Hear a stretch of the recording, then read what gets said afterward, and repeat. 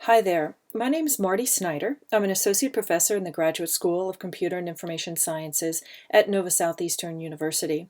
My emphasis area is in learning technology. I teach courses in instructional design, foundations of learning technology, learning theory, project management, and online communities of practice. So today I'm going to share this presentation, Beyond Introductions, 5 Ideas for Engaging Learners and Creating Community in Online Courses. This presentation is part of the Best Practices in Online Learning Fall Forum. It's a forum by faculty for faculty, and this year it's being held Tuesday, November 11, 2014. So the session description. Asking students to post introductions in the discussion forum is a common way to initiate student engagement in an online course. So what happens after the introductions? How can we keep students engaged? I'm going to share 5 of my ideas, and then I'll ask the participants to share their ideas on how to create quality online learning through engagement strategies. So first, let's operationalize the term. What is engagement? Here, from a general educational context, we have a definition by George Q, and he was the director of the National Survey of Student Engagement at the Center for Post-Secondary Research and Planning at Indiana University, Bloomington. And he states that the time and energy students devote to educationally sound activities inside and outside of the classroom, and the policies and practices that institutions use to induce students to take part in these activities. So this is his definition of engagement. And he notes that there have been decades of studies that show that college students learn more when they direct their efforts to a variety of different purposeful activities. And he suggests that in order to assess the quality of undergraduate education at an institution, that we need good information about student engagement. So Q is currently the director of the National Institute for Learning Outcomes and Assessment at Indiana University. So what does engagement mean in an online context? Lim defines engagement in an online learning environment that it entails mindfulness, cognitive effort, and the attention of learners in that environment.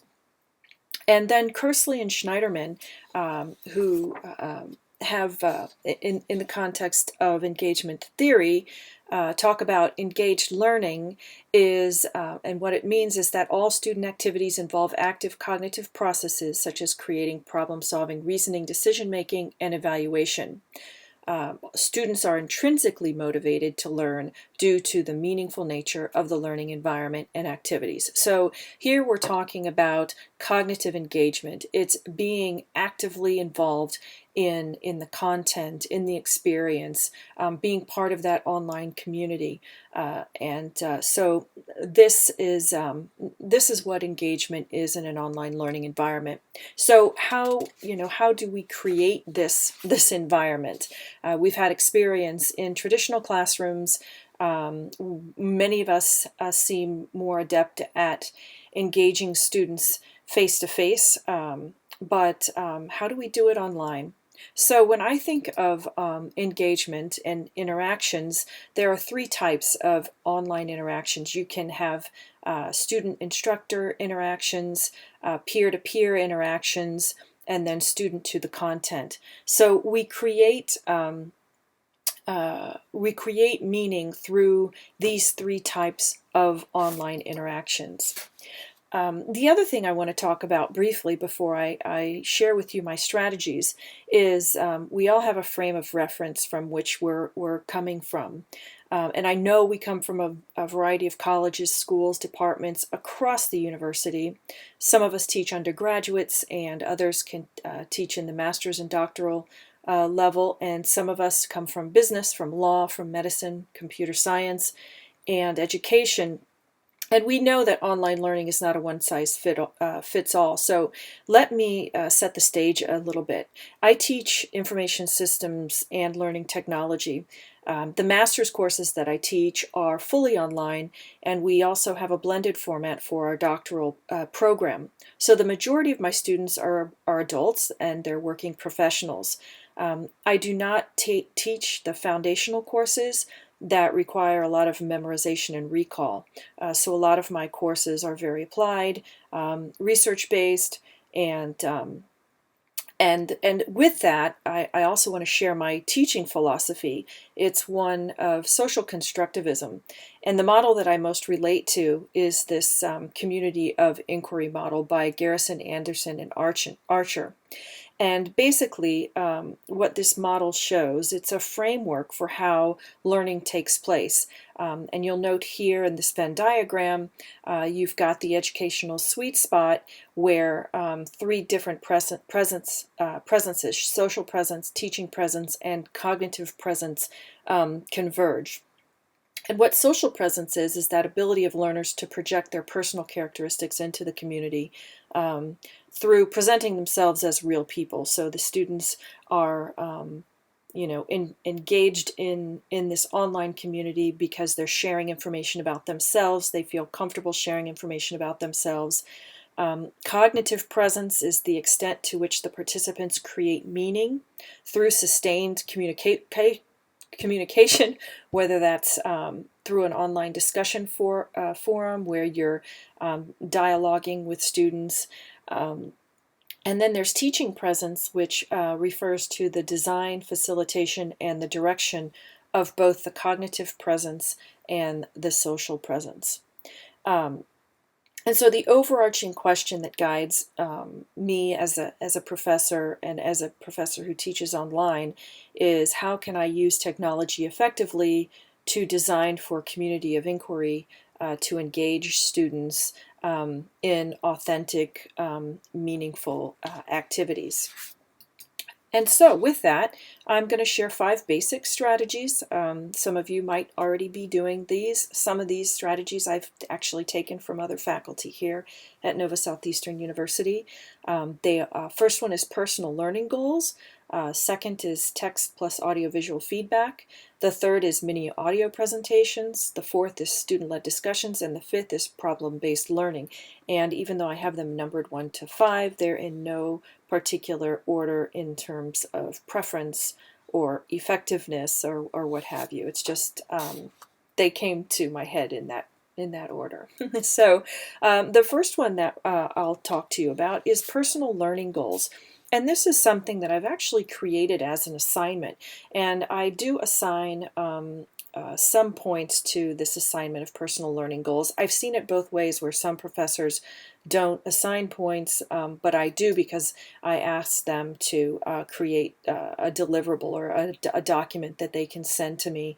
And I combine personal learning goals with a one-on-one conference, whether it's a phone conference or a conference via GoToMeeting. And I know, with small classes that's feasible. And I like to do this with my online classes because I never get a chance to really talk to these students. And it's a way to engage them early on into the process, to share my expectations, to hear my voice and make that connection. So with personal learning goals, there's this assumption that students are self-regulated, that they know that they're in charge of their own learning. The personal learning goals is similar to a learning contract, but it's on a smaller scale. It's really a way to help students, after they read the syllabus, after they read the learning outcomes and the activities and the assignments, think about what they want to get out of the course. So it helps the learner to connect with the course early on. I know sometimes in introductions we ask learners, what are your expectations, or what do you expect to get out of this course?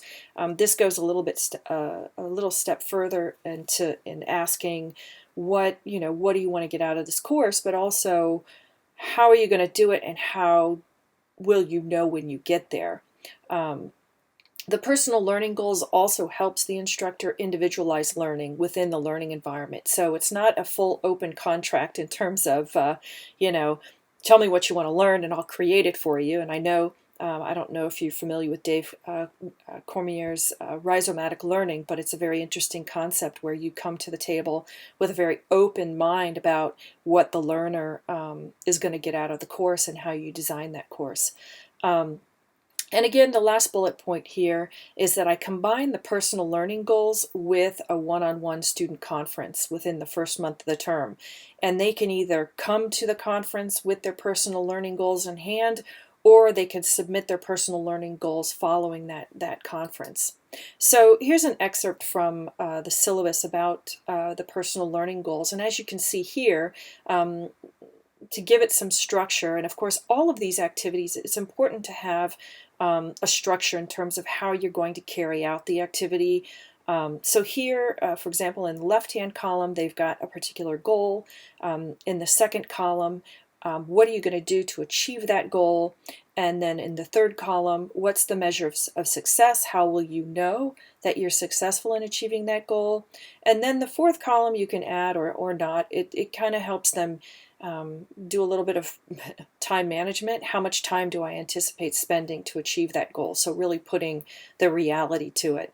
And so this is just a template that I use, one of them to have the students create their personal learning goals. So the second engagement strategy is text plus audio-visual feedback. Now, as we know, feedback is information that is conveyed by the instructor to the student about the student's current performance and how it compares to the expected learning outcomes. So a student might submit a paper, and I will give the student feedback on how well that it's met a particular rubric, how well, how close they've come to achieving what's expected at a particular level in their studies. In an online environment, feedback is usually text-based, whether it's via email, via a discussion forum, or via, a lot of times, since I deal with a lot of research papers, I use Microsoft Word's revision marking mode to give feedback on papers. But studies have shown the positive effects of audio when it's added to text, and audiovisual feedback in the application of course content, in the facilitation of discourse and teaching presence, and also in preference. Students prefer that audio feedback when it's combined with the text. And I've done some studies with my colleagues, Dr. Dringus and Dr. Terrell, particularly on audio feedback, not feedback, but audio presentations that I'm going to share with you a little bit later. So here's an example. Here's your basic document, and this is a document that I pulled with your revision markings, but you can use tools like Camtasia, which costs money, but then there's a free tool called Jing, which allows you to do 5-minute recordings, where you can pull the paper into the software, and then you can provide audio annotations in addition to the text-based comments that you've made. And this creates more clarity in terms of the feedback. And sometimes students, when they read the text-based feedback, they get a perception that maybe the instructor is not pleased with the student. But then when they hear the instructor's voice, they realize that they're really meaning to be constructive and to help the learner improve.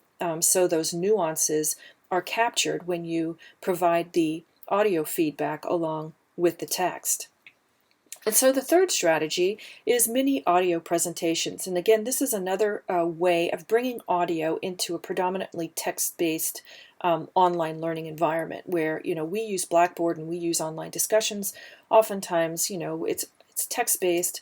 But one of the ways that my colleagues and I, Dr. Dringus and Dr. Terrell, have created what we call mini audio presentations. And they're short, 3 to 11 minute, because we don't want to provide these long lectures. We know a lot about cognitive load theory, and we realize that students need information in short chunks in smaller chunks. So we've taken 3 to 11 minute audio files.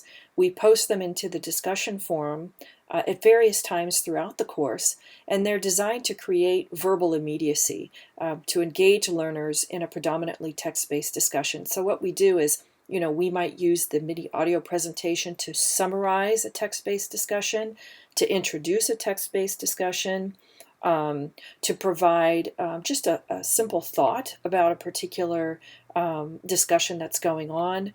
We also use them to recognize students.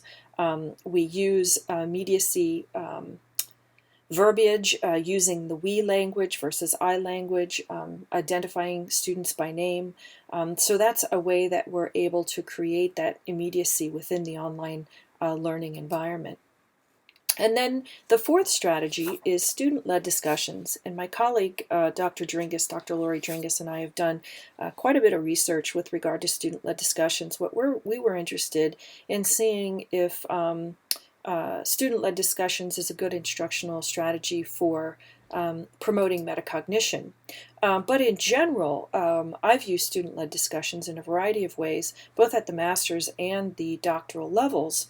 And some of the benefits here is it promotes ownership, student-centered learning, community building. Sometimes I've run student-led discussions where I participated in them. Other times, for example, this semester, it's a fully student-led initiative.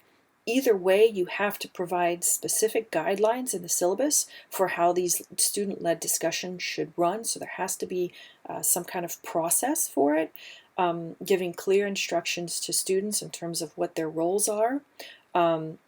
In the discussions that I'm not a part of, and even the ones that I am, I do what's called backdoor feedback, where I offer positive feedback to students when they're moderating discussions.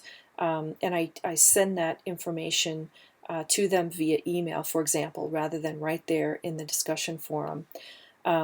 Create grading rubrics for the discussion up front and share them with students. And I think this is important not only in student-led discussions, but in other activities that you do in any course. And studies have shown that student-led discussions enhance student participation, role sharing. Rather than the instructor being the sage on the stage, we're more of a guide on the side. I know you've probably heard that over and over again. It helps promote self-regulation and supports metacognition when students actually have to take a particular piece of content and facilitate a discussion on it. You've probably heard as well. The one way that you can learn something is to teach it, and so this gives the learners really control of a particular piece of content and having them facilitate a discussion about it. So it's been really effective in the courses that I teach. And so fifth but not least is problem-based learning. This term is very well known in the medical field, but it is extended well beyond that field. I use it, of course, in my classes, and it's been used in other fields as well. And the goal here in problem-based learning is to present the students with a real societal, business, or educational problem. It's different from cases in that learners develop their own solutions to the problem as opposed to looking at someone else's solution. So they're really creating an authentic task where they're applying what they learned in the course. And not only for adult learners, but the research has shown with this problem-based learning and even project-based learning that learners are engaged as if they are in a real world and working on the problem. So it's very highly relevant to them, and they feel that what they're learning is immediately applicable to what they're doing in their everyday lives. And so here are some references that were cited within this presentation. I know I've gone through this presentation fairly quickly, but I wanted to leave time for questions and answers. And so we're taking this discussion offline, or if you're in YouTube and you want to share your engagement strategies, please post them below. What are your strategies for engaging online learners and creating that community within your online learning environment? So thank you very much, and I look forward to continuing the conversation. If you have any questions or comments, feel free, again, to post them below or email me at smithmt@nova.edu. Thanks a lot.